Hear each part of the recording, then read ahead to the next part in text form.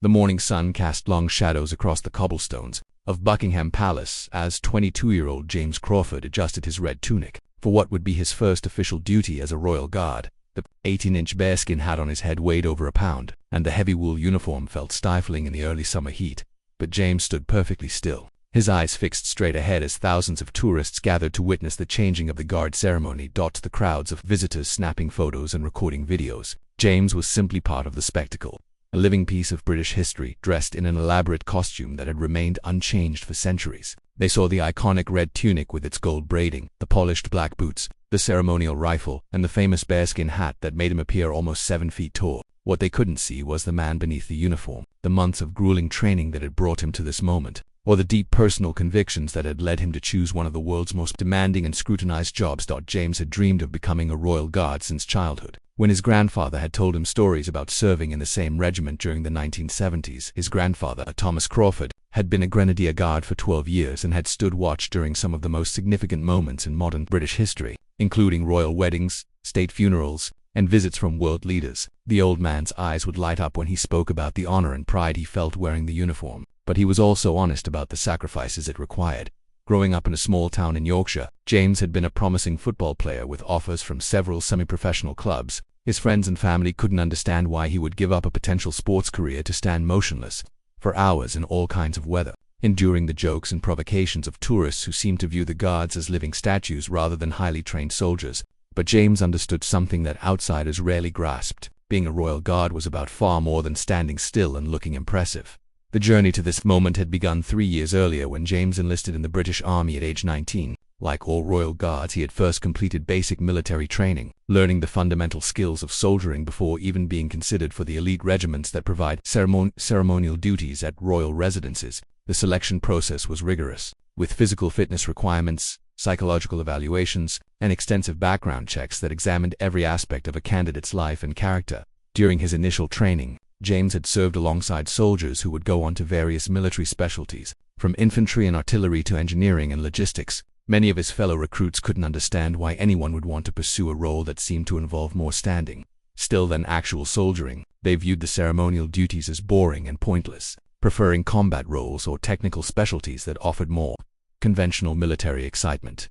But James saw something different in the Royal Guard tradition. He understood that these soldiers were not just ceremonial figures but active duty military personnel who could be deployed for combat operations when needed. The same regiments that provided guards for Buckingham Palace had fought in Iraq, Afghanistan, and other conflicts around the world. The ceremonial role was just one aspect of their military service, albeit the most visible and prestigious one. The training to become a royal guard went far beyond basic military instruction. James spent months learning the intricate drill movements that made the changing of the guard ceremony so impressive to watch. Every step, turn, and rifle movement had to be executed with mathematical precision, as even the slightest error would be noticed by the thousands of spectators and television cameras that recorded every ceremony. The physical demands were extraordinary. Guards had to maintain perfect posture while standing motionless for up to 2 hours at a time, regardless of weather conditions. James learned to ignore rain soaking through his uniform, snow accumulating on his bearskin hat, and sweltering summer heat that made the heavy woolen tunic feel like a portable sauna. The training included exercises designed to build the mental discipline necessary to remain focused and alert while appearing completely still and emotionless. Mental preparation was just as important as physical conditioning. James studied the history and traditions of his regiment, learning about battles fought centuries ago and the courage of soldiers who had worn the same uniform in very different circumstances. He memorized protocols for various royal events, emergency procedures, and the proper responses to different situations that might arise while on duty. The psychological aspect of the training was perhaps the most challenging. James had to learn to ignore provocations from tourists who viewed the guards as entertainment rather than serious military personnel. People would make faces, tell jokes, take inappropriate photos, and sometimes even touch the guards, all while expecting no reaction. The ability to maintain composure and dignity in the face of such behavior required a level of mental discipline that few people possessed. James's family struggled to understand his choice, particularly his younger sister Emma, who was studying business at university and couldn't comprehend why her intelligent brother would choose a career that seemed to involve standing still and being stared at by strangers. His parents were proud but worried, knowing the physical and mental demands of military service and concerned about the unique pressures that came with such a public role. The financial aspects of choosing to become a royal guard were also challenging. The pay was modest compared to what James might have earned in civilian careers, and the demanding schedule made it difficult to pursue outside interests or relationships. Many of his friends from school were earning more money in office jobs or trades, with better work-life balance and more personal freedom. But James had found something in the Royal Guard tradition that money couldn't buy: a sense of purpose and connection to something larger than himself. Standing guard at Buckingham Palace meant being part of a tradition that stretched back centuries, representing not just the monarchy but the entire nation to visitors from around the world. Every day, he would interact with people who had traveled thousands of miles just to see the famous guards, and he took pride in being part of their experience of British culture and history. The camaraderie among the guards was unlike anything James had experienced in civilian life. These men had all chosen the same difficult path, making similar sacrifices for similar reasons. They understood each other's motivations and supported one another through the challenges of military life and the unique pressures of public duty. The bonds formed during training and shared experiences created friendships that would last a lifetime. As James stood at his post on that first morning, feeling the weight of the bearskin hat and the stares of countless tourists, he reflected on the journey that had brought him here. The months of training, the sacrifices, the doubts from friends and family, and the moments of questioning whether he had made the right choice all seemed worthwhile as he took his place in a tradition that connected him to centuries of British military history. Tourists saw only the uniform and the spectacle, but James knew that beneath the red tunic and bearskin hat was a highly trained soldier who had chosen to dedicate his life to service, duty, and the preservation of traditions that gave meaning and continuity to national life. His choice to become a Royal Guard was not about the glamour or the attention, but about finding a way to serve something greater than himself while carrying on a family legacy of military service. As the morning ceremony began and the crowds pressed closer to take their photos and videos, James stood perfectly still, his mind focused on the profound responsibility he had accepted and the honor he felt in wearing one of the world's most recognizable uniforms. The alarm clock buzzed at 4:30 in the morning at the Catterick Garrison in North Yorkshire, where James Crawford and 23 other recruits began another day of the most intensive military training program in the British Army. The path to becoming a Royal Guard required far more than most people realized, involving months of grueling physical conditioning, weapons training, and ceremonial drill practice that would transform ordinary young men into the elite soldiers who protected the British monarchy. Sergeant Major William Thompson had been training Royal Guard recruits for 15 years, and he took pride in maintaining the impossibly high standards that the role demanded. A former Royal Guard himself, Thompson understood that these soldiers would represent not just their regiment, but the entire British military to millions of people around the world. Every movement, every expression, every aspect of their appearance and behavior would be scrutinized by crowds, cameras, and critics who expected nothing less than perfection. The physical requirements alone eliminated many candidates before they even began ceremonial training. Royal Guards had to be between 5 feet 10 inches and 6 feet 2 inches tall, with perfect eyesight, excellent physical fitness, and no visible tattoos or scars that would detract from the uniform appearance expected of the role. Beyond these basic requirements, candidates needed the mental fortitude to withstand months of intensive training designed to break down individual identity and rebuild it according to military standards. James's daily routine began with a 5-mile run in full combat gear, followed by 2 hours of physical training that included weightlifting, obstacle courses, and endurance exercises. The physical conditioning was designed not just to build strength and stamina, but to develop the mental discipline necessary to ignore discomfort and maintain focus under difficult conditions. A Royal Guard might spend hours standing motionless in extreme weather, and the training prepared recruits for every possible challenge they might face. Weapons training was another crucial component of the program. As Royal Guards were active duty soldiers first and ceremonial figures second, James learned to handle various firearms with expert precision, from the traditional rifles carried during ceremonies to modern combat weapons that guards might use if called upon for active military service. The training emphasized that the ceremonial rifle was not just a prop but a functional weapon that guards must be prepared to use if necessary to protect the royal family or public safety. The ceremonial drill training was perhaps the most demanding aspect of the entire program. James spent 8 hours a day learning the precise movements that made the changing of the guard ceremony so impressive to watch. Every step had to cover exactly 30 inches. Every turn had to be executed at precisely the right angle, and every rifle movement had to be synchronized perfectly with the other guards. The margin for error was zero, as even the slightest mistake would be visible to the thousands of spectators who watched the ceremony daily. Learning to wear the uniform properly was a skill in itself that required weeks of practice. The bearskin hat had to be positioned at exactly the right angle and secured so that it would not shift during movement or in strong winds. The red tunic had to be fitted perfectly, with every button, badge, and piece of braiding in its proper place. The boots had to be polished to a mirror finish that could be maintained, even in muddy or wet conditions. The psychological training was equally important and far more subtle than the physical and ceremonial instruction. James learned to enter a mental state that allowed him to remain alert and aware while appearing completely motionless and emotionless. This required developing an internal focus that could maintain concentration for hours while ignoring distractions, provocations, and physical discomfort that would break the concentration of untrained individuals. Sergeant Major Thompson explained that the mental discipline required to be a successful Royal Guard was similar to what elite athletes or meditation masters developed. But with the added pressure of performing under constant public scrutiny, guards had to learn to ignore tourists who tried to make them laugh, react, or break their composure, while remaining vigilant for genuine security threats that might require immediate action.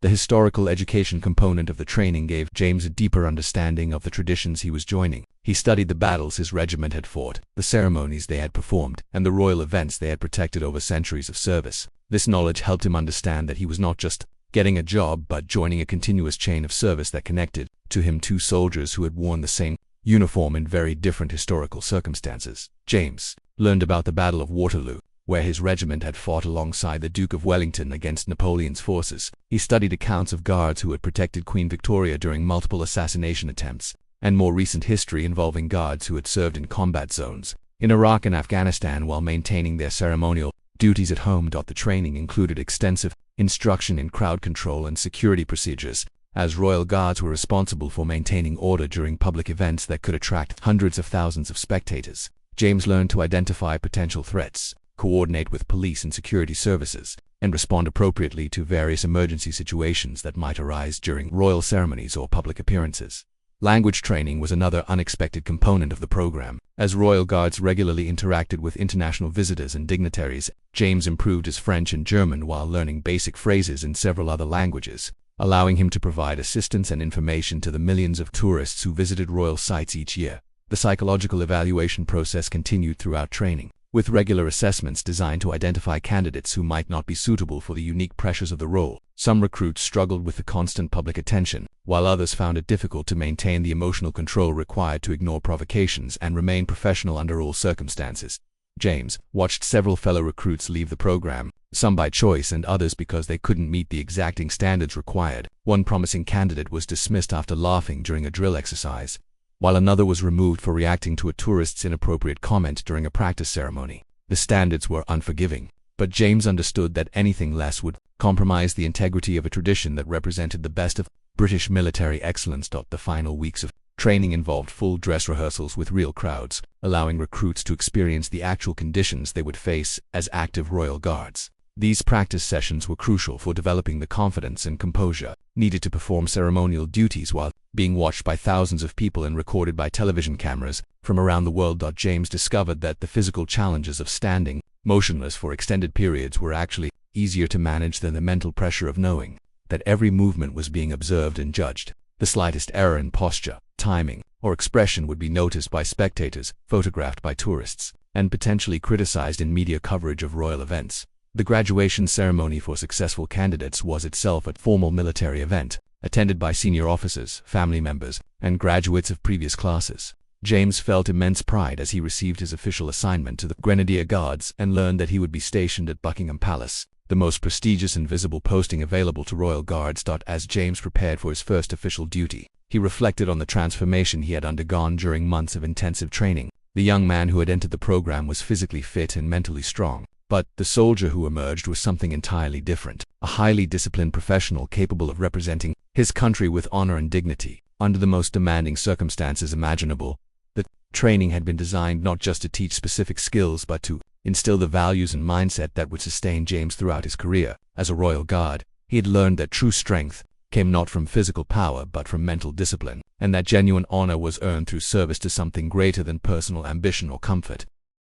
The reality of life as a Royal Guard hit James Crawford with full force during his first winter at Buckingham Palace.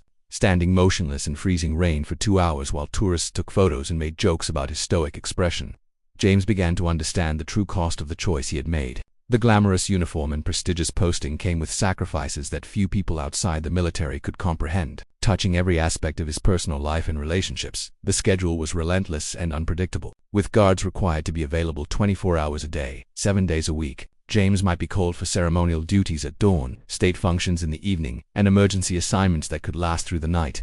The irregular hours made it nearly impossible to maintain normal relationships or pursue personal interests that required consistent time commitments. Sarah Mitchell had been James's girlfriend since their school days in Yorkshire, and she struggled to understand why he seemed to be disappearing from her life despite being stationed just a few hours away in London. Their relationship had survived his basic military training, but the demands of Royal Guard duty created new challenges that neither of them had anticipated. James might plan to visit her on a weekend, only to be assigned to an unexpected royal engagement that required his immediate availability. The physical toll of the job became apparent within weeks of James beginning his duties. Standing perfectly still for extended periods placed enormous stress on his legs, back, and feet, leading to chronic pain that he had to learn to ignore while on duty. The heavy uniform and equipment caused constant discomfort, while the requirement to maintain perfect posture, regardless of weather conditions, resulted in frequent illness that guards were expected to work through unless where they were seriously incapacitated. James discovered that fainting while on duty was not uncommon, especially during summer ceremonies when the heavy woolen uniform became unbearably hot. Guards were trained to fall forward rather than backward if they lost consciousness, allowing their colleagues to quickly assist them without disrupting the ceremony or creating a spectacle for tourists and media. The fact that guards occasionally collapsed from heat exhaustion or dehydration, was kept quiet to maintain the image of invincible soldiers who were immune to human weaknesses. The mental pressure was even more challenging than the physical demands. James had to maintain perfect composure while being constantly observed, photographed, and sometimes mocked by strangers who viewed him as a tourist attraction rather than a professional soldier. Tourists would make faces at him, tell jokes, pose for inappropriate photographs, and occasionally touch him or his uniform, all while expecting no reaction whatsoever. The most difficult incidents involved drunk tourists or protesters who saw the guards as symbols of privilege and authority that they wanted to challenge. James learned to ignore verbal abuse, inappropriate gestures, and deliberate attempts to provoke reactions that could be recorded and shared on social media. The ability to maintain dignity and professionalism in the face of such behavior required extraordinary mental discipline that took months to develop. Fully privacy became a luxury that James had to sacrifice almost entirely. Royal Guards were public figures whose faces appeared in thousands of tourist photos and videos that were shared around the world daily. James could not go anywhere in his uniform without being recognized and approached by strangers wanting photos or asking questions about his duties. Even when off duty, he had to be careful about his behavior and appearance, as any incident could reflect poorly on the entire Royal Guard tradition. The financial sacrifice was significant and ongoing. Despite the prestige of the role, Royal Guards earned modest military salaries that were far below what James might have made in civilian careers. The cost of living in London was particularly challenging on military pay, and many guards had to share accommodation or live in military barracks to manage their expenses. The uniform and equipment were provided, but guards were responsible for maintaining them to impossibly high standards, often at personal expense. James's relationship with Sarah began to deteriorate as the demands of his career consumed more of his time and energy. She felt abandoned and confused by his transformation from the relaxed, fun-loving young man she had known to a disciplined soldier whose life revolved around military duties and traditions she didn't understand. Their conversations became strained as James found it difficult to explain experiences that seemed incomprehensible to someone outside the military world. The isolation was perhaps the most unexpected sacrifice. While James had developed strong bonds with his fellow guards, these relationships were primarily professional and centered around shared duties rather than personal interests or backgrounds. The intense focus required for Royal Guard duties left little energy for maintaining friendships outside the military, and James found himself increasingly disconnected from civilian life and relationships. Family relationships also suffered under the strain of James's career choice. His parents were proud of his achievement but worried about the toll it was taking on his health and happiness. His sister Emma visited him in London and was shocked by how thin and tired he looked, despite his outward appearance of strength and composure. The family gatherings and celebrations that had been important parts of James's life became difficult to attend due to his unpredictable schedule and the constant possibility of being called to duty. The psychological impact of constant public scrutiny was something that no amount of training could fully prepare guards for. James had to learn to function normally while knowing that his every movement, expression, and gesture was being observed and potentially recorded by hundreds of strangers daily. The pressure to maintain perfect behavior and appearance at all times created a level of stress that affected sleep, appetite, and overall mental health. Medical and dental care, while provided by the military, had to be scheduled around guard duties that took priority over personal health needs. James learned to ignore minor injuries and illnesses that might cause civilian workers to take sick days. As the Royal Guard tradition emphasized duty above personal comfort or convenience, serious medical issues that required time off duty could potentially end a guard's career if they resulted in inability to meet the demands of the role. The social sacrifice extended beyond immediate family and friends to include participation in normal civilian activities and hobbies. James had been an avid football player before joining the Royal Guards, but the risk of injury that might affect his ability to perform ceremonial duties meant that recreational sports were discouraged. Even activities like hiking or cycling carried potential risks that could impact his military career. Dating became particularly complicated for James, as few civilian women understood or accepted the demands of military life and the unique pressures of being a Royal Guard. The irregular schedule, constant availability requirements, and public nature of his role created challenges that most relationships couldn't survive. Many guards found that they could only maintain successful romantic relationships with other military personnel who understood the lifestyle and sacrifices involved. The emotional toll was significant but rarely discussed openly among the guards. The combination of physical discomfort, social isolation, financial stress, and constant pressure to maintain perfect behavior created mental health challenges that were often ignored or minimized in military culture. James learned to suppress feelings of doubt, loneliness, and frustration that might interfere with his ability to perform his duties with the dedication and enthusiasm expected of Royal Guards. Sleep deprivation became a chronic condition due to the irregular schedule and the stress of knowing that he could be called to duty at any time. James learned to function on minimal rest while maintaining the alertness and focus required for security duties that could involve protecting members of the royal family or responding to emergency situations. The weight of tradition and expectation created its own form of pressure, as James knew that he was part of a tradition stretching back centuries and that any failure on his part would reflect poorly on all the guards who had served before him and would serve after him. This sense of responsibility was both motivating and burdensome, providing purpose while creating stress that affected every aspect of his life. Despite all these sacrifices, James found that his commitment to the Royal Guard tradition only grew stronger as he better understood the true cost of the choice he had made. The difficulties and hardships were real and significant, but they were also what made the role meaningful and distinguished from ordinary careers that required less dedication and sacrifice. On a crisp autumn morning, as James Crawford stood guard outside Buckingham Palace watching the sun rise over London, he reflected on why he had chosen this demanding life despite all the sacrifices it required. The tourists hadn't yet arrived, the streets were quiet, and in these peaceful moments before the daily spectacle began, James could contemplate the deeper motivations that sustained him through the challenges and hardships of being a Royal Guard.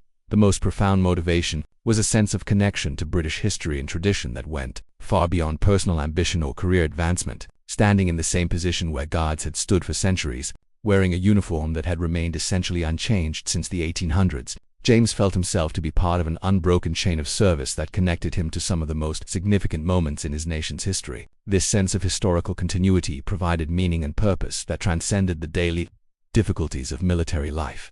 James's grandfather, Thomas, had instilled in him a deep respect for military service and national duty from an early age. The old man's stories about his own time as a Royal Guard had emphasized not the hardships or sacrifices, but the profound honor of representing one's country and protecting institutions that embodied centuries of British values and traditions. Thomas had taught James that true fulfillment came not from personal comfort or success, but from dedicating one's life to something greater than oneself. The motivation of serving his country was deeply personal for James, rooted in a genuine love for Britain and its people that had been nurtured throughout his upbringing in Yorkshire. He had grown up in a community where military service was respected and honored, where the sacrifices made by previous generations were remembered and celebrated. His decision to become a Royal Guard was his way of contributing to that tradition of service and ensuring that future generations would inherit the same freedoms and institutions that he had enjoyed. National pride was not an abstract concept for James, but a living reality that he experienced daily through his interactions with visitors from around the world.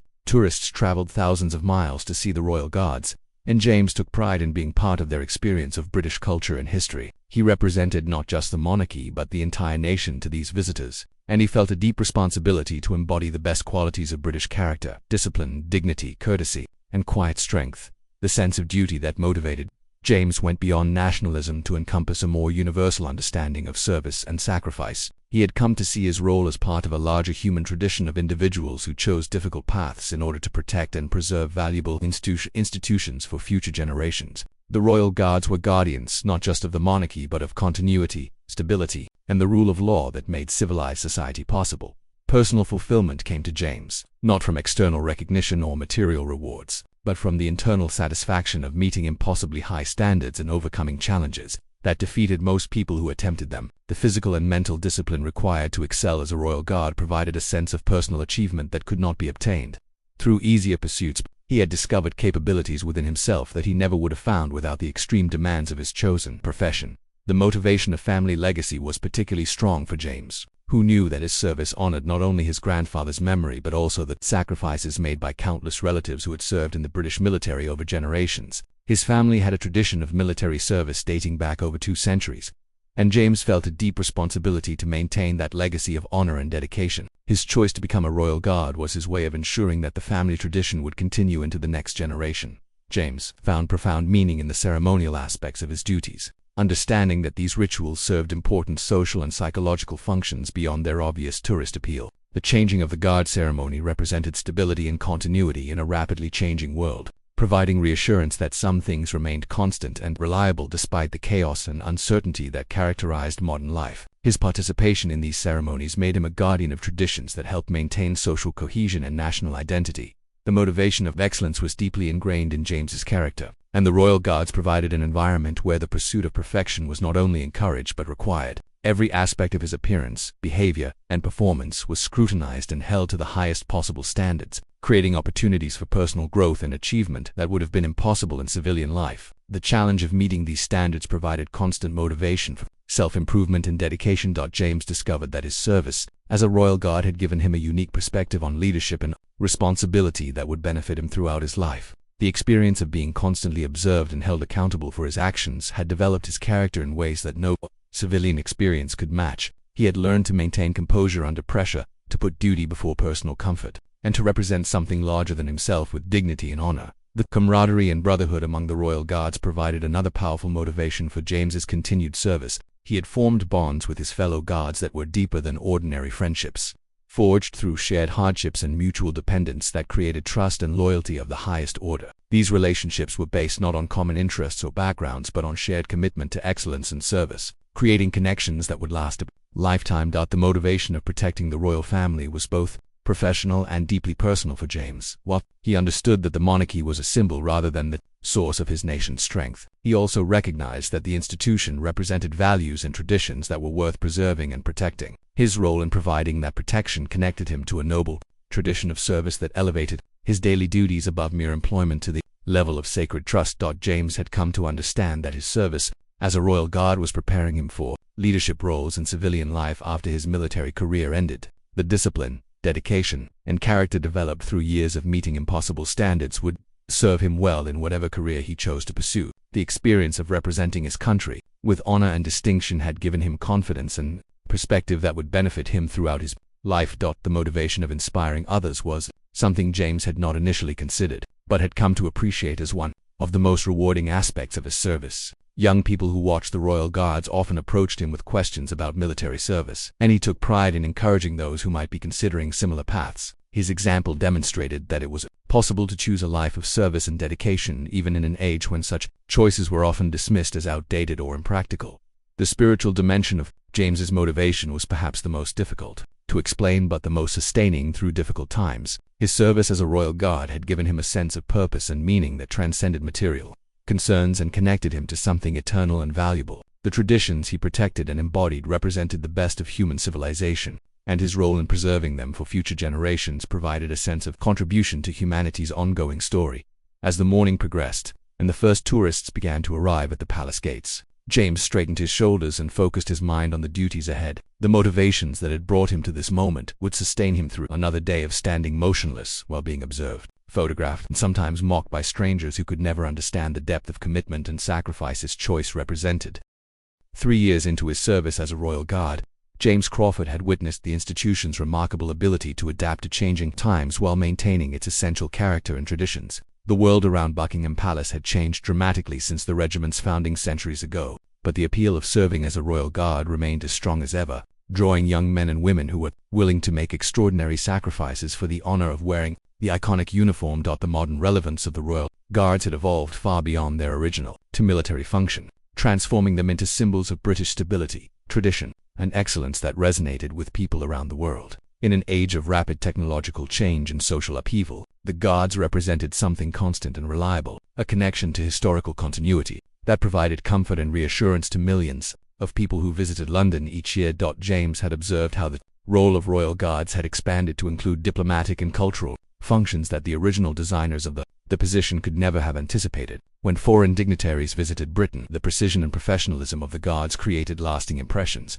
that enhanced the country's international reputation. The Guards had become ambassadors of British values and culture, representing their nation's commitment to excellence and tradition in ways that formal diplomats could not match. The appeal of joining the Royal Guards had remained strong despite the challenges and sacrifices involved, attracting applications from thousands of young people each year who were eager to be part of something larger than themselves. James had mentored newer recruits and was struck by the diversity of their backgrounds and motivations, ranging from military families with long traditions of service to urban youth seeking direction and purpose in their lives. Technology had changed many aspects of the Guards' duties, with modern security systems and communication equipment being integrated seamlessly with traditional ceremonial functions. James and his colleagues now used sophisticated surveillance technology and coordinated with police and intelligence services in ways that would have been unimaginable to Guards from previous generations. Yet the core requirements of discipline, dedication, and character remained unchanged. The unique brotherhood among Royal Guards had evolved into something even stronger and more supportive than what James's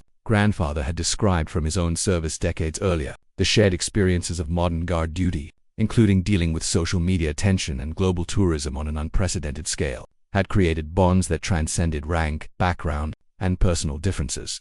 James had developed close friendships with Guards from Scotland, Wales, Northern Ireland, and various regions of England, learning to appreciate the diversity within British culture while serving in an institution that represented unity and national identity. These relationships had broadened his understanding of his own country and strengthened his commitment to protecting the values and traditions they all shared. The mentorship tradition within the Royal Guards had become one of its most valuable aspects, with experienced Guards taking personal responsibility for training and guiding newcomers through the challenges of adapting to military life and ceremonial duties. James had benefited enormously from the guidance of senior Guards during his early months of service, and he now took pride in providing the same support to newer recruits who were struggling with homesickness, relationship problems, or doubts about their career choice. The appeal of the Royal Guards had been enhanced by their involvement in major national events that provided once-in-a-lifetime experiences for the soldiers privileged to participate. James had been part of the security detail for royal weddings, state funerals, and diplomatic visits that had been watched by hundreds of millions of people around the world. These occasions had given him a front-row seat to history and the satisfaction of knowing that his professional excellence had contributed to the success of events that would be remembered for generations. The international recognition and respect accorded to Royal Guards had created opportunities for cultural exchange and professional development that extended well beyond their ceremonial duties. James had participated in training exchanges with elite military units from other countries, sharing expertise in crowd control, security procedures, and ceremonial protocols while learning from international colleagues who faced similar challenges in protecting their own national institutions. The appeal of serving as a Royal Guard had been strengthened by the institutions, the ability to provide meaningful career advancement and professional development opportunities within the military hierarchy. Many former Guards had gone on to distinguished careers as military officers, law enforcement officials, and security professionals, using the skills and character developed during their Guard service to achieve success in civilian life. James had come to understand that the enduring appeal of the Royal Guards lay not in any single aspect of the role but in the unique combination of honor, challenge, tradition, and service that it offered to individuals seeking something extraordinary from their lives. The position demanded the highest standards of personal conduct and professional performance while providing opportunities for growth, achievement, and contribution that could not be found in ordinary careers. The global recognition of the Royal Guards as symbols of British excellence had created a sense of international responsibility among the soldiers who wore the uniform. James knew that his behavior and performance reflected not only on himself and his regiment but on his entire country, creating motivation for excellence that went far beyond personal ambition or career advancement. Technological age had actually enhanced rather than diminished the appeal of the Royal Guards by making their traditions and ceremonies accessible to global audiences through television, internet streaming, and social media. Millions of people around the world could now witness the changing of the Guard ceremony and other royal events, increasing international awareness and appreciation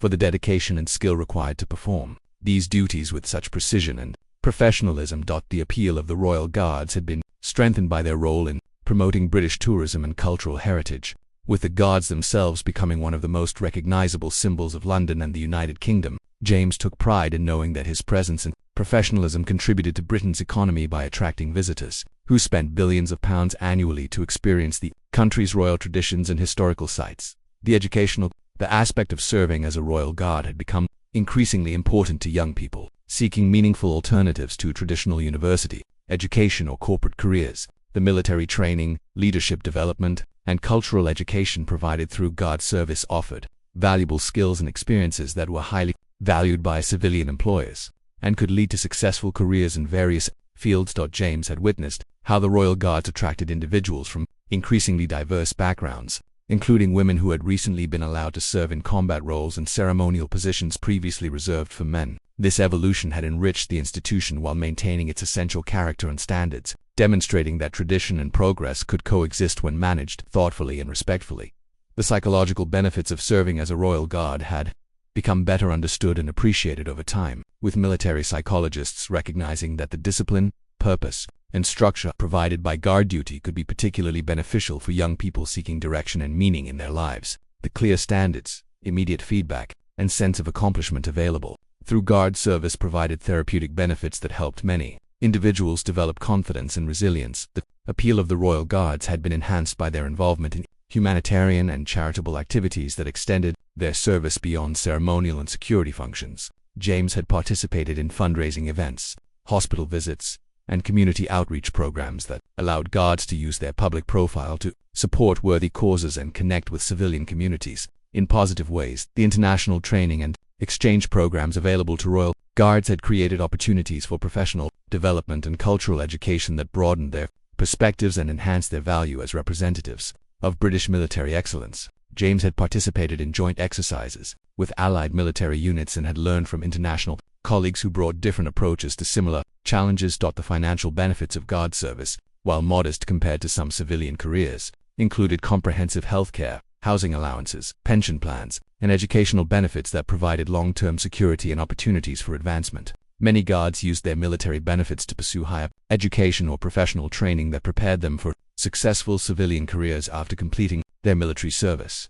The sense of legacy and historical continuity that came with serving as a Royal Guard had particular appeal for individuals seeking to connect with something larger and more enduring than contemporary popular culture or commercial success. James had discovered that participating in traditions provided a sense of meaning and the purpose that materialistic pursuits could not match. The unique challenges faced by Royal Guards in the modern era had actually increased rather than decreased the appeal of the position for individuals seeking to test themselves against extraordinary standards and overcome obstacles that defeated most people who attempted them. The combination of physical demands, mental discipline, public scrutiny, and professional responsibility created a comprehensive test of character and capability that attracted ambitious young people looking for genuine challenges. The brotherhood and support network among Royal Guards had evolved into a lifelong community that provided personal and professional benefits long after individual service ended. Former guards maintained connections with their colleagues and continued to support each other through career transitions, family challenges, and personal difficulties,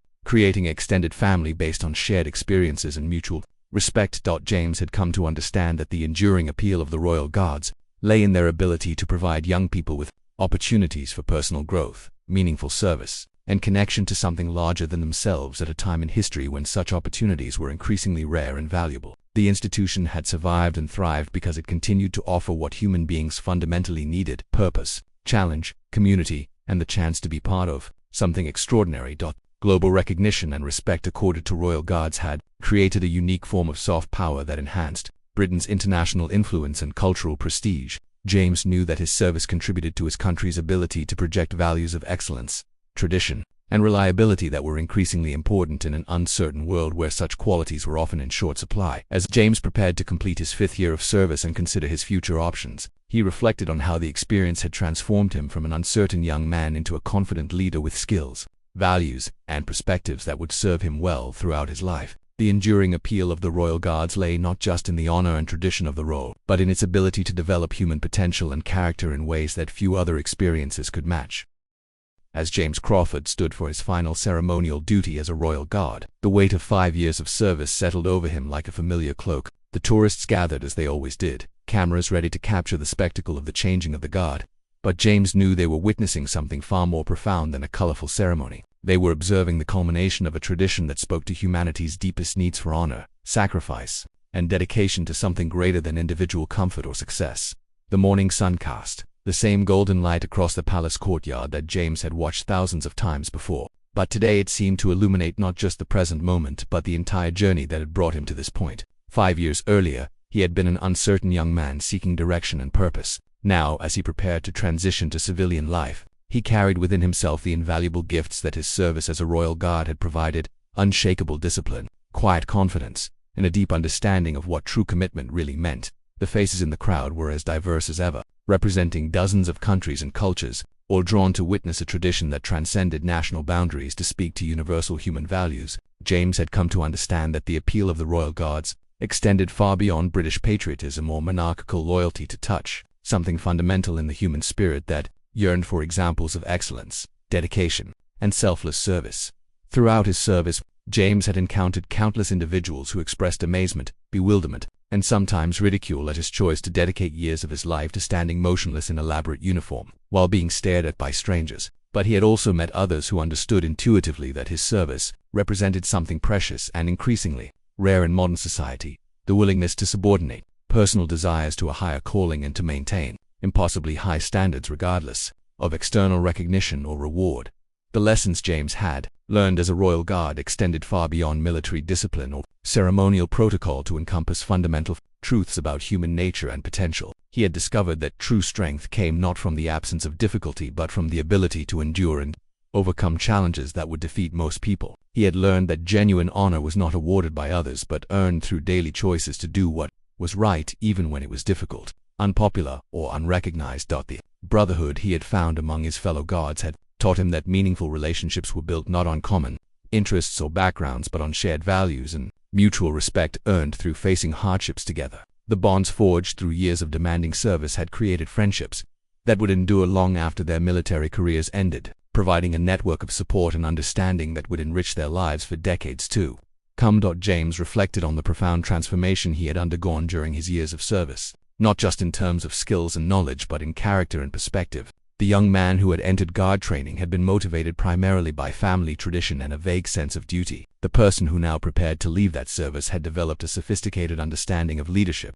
responsibility, and the complex relationship between individual freedom and collective obligation. Experience had taught James that true fulfillment came not from pursuing personal happiness or material success but from dedicating oneself to purposes that transcended individual needs and desires. The sacrifices he had made in terms of comfort, convenience, and personal relationships had been real and sometimes painful, but they had also provided meaning and satisfaction that no amount of wealth or recognition could have delivered. The global recognition and respect that royal guards received had given James a unique perspective on his own country and its place in the world. He had learned that Britain's influence and reputation depended not on military power or economic wealth but on the nation's ability to embody and promote values that other peoples found worthy of admiration and emulation. His service as a royal guard had made him an ambassador for those values, representing the best of British character to millions of people from around the world.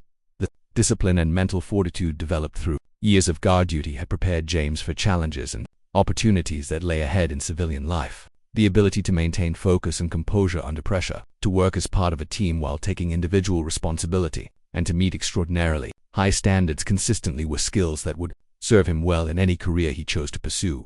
James had come to understand that the Royal Guard tradition survived and thrived because it addressed fundamental human needs that modern society often ignored or dismissed. In an age of instant gratification and constant change, the Guards represented the value of patience, persistence, and commitment to excellence. In a culture that celebrated individual achievement and personal freedom above all else, they demonstrated the nobility of service and the satisfaction that came from subordinating personal desires to collective good. The young recruits who would replace James and his departing colleagues would face the same challenges and discover the same rewards that had defined his own service. They would struggle with the physical demands, question their choices during difficult moments, and gradually develop the strength of character that would serve them throughout their lives. The tradition would continue, because each generation rediscovered for itself the profound truth that meaningful life required dedication to something larger than individual comfort or success. As the ceremony concluded and James prepared to remove his uniform for the final time, he felt overwhelming gratitude for the opportunity to have served in such a unique and demanding role. The years had not been easy, and the sacrifices had been real,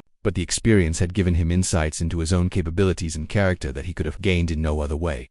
The tourists began to disperse, many of them already uploading photos and videos to social media, sharing their experience of witnessing one of the world's most famous military traditions. Most would remember the colorful uniforms and impressive ceremony, but few would understand the depth of commitment and the sacrifice represented by the soldiers who had performed for their entertainment and edification.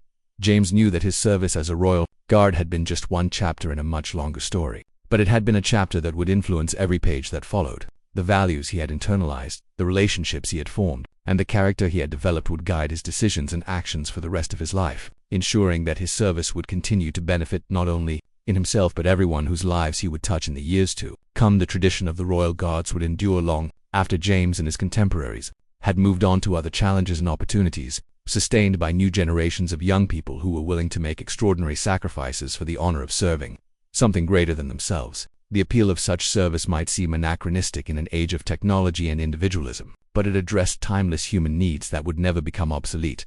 As James walked away from Buckingham Palace for the last time as an active royal guard, he carried with him the knowledge that he had been part of something truly special and important. He had contributed to preserving traditions that connected past and future, who had represented his country with honor and distinction, and had discovered within himself reserves of strength and character that would serve him well in whatever challenges lay ahead. The choice to become a royal guard had indeed been impossible by conventional standards, requiring sacrifices that most people would find unacceptable and dedication that few could sustain. But it was precisely because the choice was so demanding that it provided rewards and satisfaction that easier paths could never deliver. James had learned that the impossible life was often the only one truly worth living.